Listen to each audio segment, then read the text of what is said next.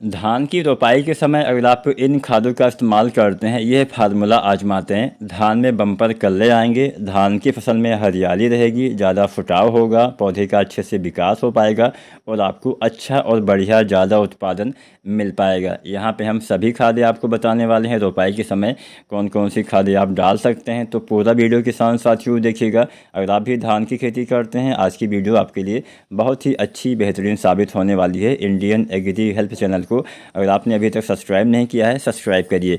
तो चलिए video start करते हैं। किसान साथियों, यहाँ पे हम जो खादें बताएंगे, एक एक करके सभी खादों के बारे में बताएंगे। सबसे पहले हम बात डीएपी की करते हैं। हमारे बहुत सारे किसान साथी, या फिर अगर मैं ऐसा बोलूँ कि लगभग 70 से 80% किसान साथी डीएपी खाद डालना पसंद करते हैं। डीएपी में सबसे ज़्यादा फास्फोरस होता है, साथ में नाइट्रोजन भी पाया जाता है। डीएपी में 18% नाइट्रोजन, 46% फास्फोरस पाया जाता है। वैसे तो आप एनपीके भी डाल सकते हैं, 12-32-16 डाल सकते हैं, या फिर बहुत तरह के एनपीके भी आते हैं, 10-26-26, 14-35-14, 20-20-0-13, तो तमाम एनपीके आते हैं। या फिर आप एसएसपी भी डाल सकते हैं, जिसमें फास्फोरस, सल्फर, कैल्शियम वगैरह भी पाया जाता है। फिलहाल हम यहाँ पे डीएपी की ही चर्चा करते हैं, जो ज़्यादातर किसान साथी इस्तेमाल करते हैं। सबसे पहले आप जानिए कब डालना है। इन खादों का इस्तेमाल, जितनी भी खाद मैं बताने वाला हूँ, आपको रोपाई से पहले ही डालना है। जो बेसल डोज वाली खाद आपको डालनी है, रोपाई से पहले डालेंगे, अंतिम जुताई के आसपास, तो ही ज़्यादा लाभ आपको मिलेगा।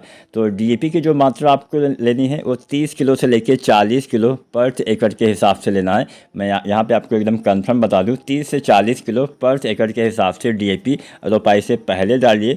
अब 30 किलो आप उन वैरायटी में डालिए जो थोड़ा जल्दी, मान लीजिए कोई वैरायटी 100-110 दिन में तैयार हो जाती है, तो 30 किलो डालिए।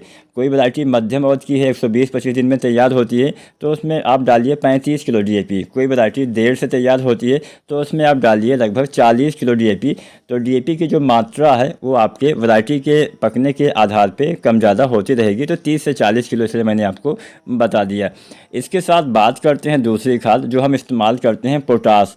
अब पोटास का इस्तेमाल अगर हम संपूर्ण मात्रा जानें तो 30-35 किलो आप डाल सकते हैं। वैसे तो 25 से 40 किलो मात्रा डाली जाती है। 25 से 30 किलो थोड़ा जल्दी तैयार होने वाली किस्मों में, 30-35 किलो मध्यम अवधि की वैरायटी में, 35 से 40 किलो देर से तैयार होने वाली किस्मों में। लेकिन बहुत सारे किसान साथी पोटास का इस्तेमाल दो भागों में बांट के करते हैं। आधी मात्रा रोपाई के समय डालते हैं, आधी मात्रा डालते हैं 40, 45 या 50 दिन के अंदर।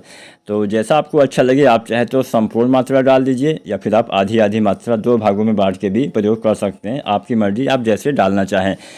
इसके साथ यूरिया की भी बात कर लेते हैं। अब यूरिया, क्योंकि डीएपी में नाइट्रोजन होता है, तो मान लीजिए यूरिया आप उस समय ना भी डाल पाएँ, तो एक सप्ताह के अंदर आपको 18-20 किलो यूरिया डाल देना चाहिए। यूरिया हम 3 बार डालते हैं, तो पहली मात्रा तो 18-20 किलो आपको डीएपी के साथ डालना है। अगर आप एसएसपी डालते हैं तो 30 से 40 किलो मात्रा हो जाएगी, क्योंकि एसएसपी में नाइट्रोजन नहीं पाया जाता है। एनपीके के साथ भी अगर आप 12-32-16 भी डालते हैं तो लगभग 45 से 55 किलो डालिए। एसएसपी डालते हैं तो 90 से 110 किलो डालिए। और एसएसपी के साथ यूरिया की मात्रा 30-40 किलो। एनपीके या फिर डीएपी के साथ आपको मात्रा लेना है यूरिया की, पहली मात्रा लगभग 18-20 किलो। रोपाई के समय भी डाल सकते हैं, या फिर रोपाई के एक सप्ताह के अंदर डीएपी या एनपीके के साथ डाल सकते हैं। एसएसपी के साथ रोपाई के समय डालना पड़ेगा, क्योंकि एसएसपी में नाइट्रोजन बिल्कुल भी नहीं होता है।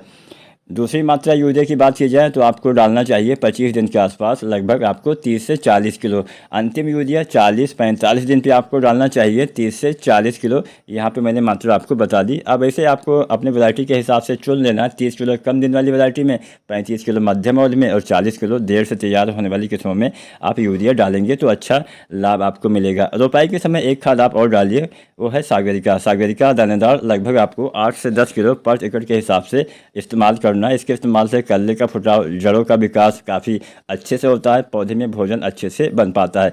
तो अगर आप इन खादों का इस्तेमाल करते हैं, धान में अच्छा उत्पादन आप अवश्य ले पाएंगे। वीडियो अच्छी लगी हो, लाइक शेयर करें, चैनल को सब्सक्राइब करें। धन्यवाद।